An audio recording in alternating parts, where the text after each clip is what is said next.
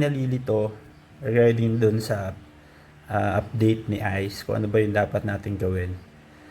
So, kailangan natin i-update yung wallet address.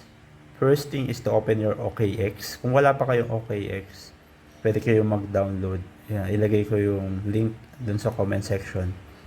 So, it is equivalent din ito is yung mga exchange na ginagamit na like yung Binance, if I'm not mistaken.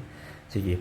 So, before, ang nire-recommend niya is yung wallet address dito sa nagagamitin. Pero ngayon, yung sa exchange na. Bakit? Ang purpose is para wala tayong gagamitin na gas fee. Kung gagamit ka ng MetaMask Trust Wallet, pwede din yun.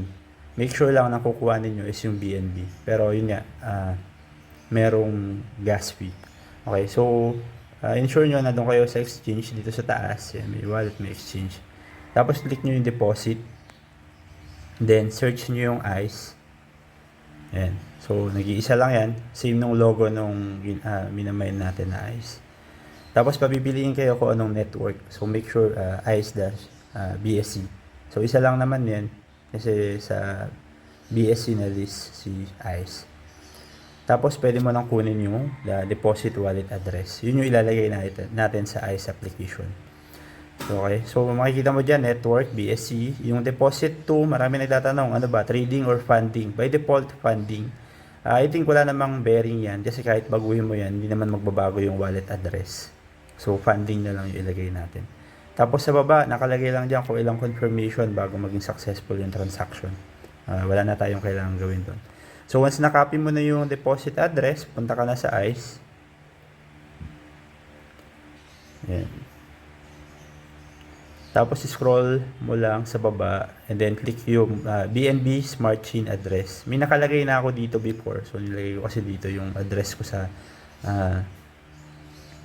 wallet. So, kailangan ko lang yung burahin. Tapos, ipipaste ko yung bago. Then, click mo yung confirm. Tapos, confirm mo lang. Yun. So, tapos na. Okay na yun. Doon na mapupunta yung sa January 17 nakalagay kung kailan yung distribution.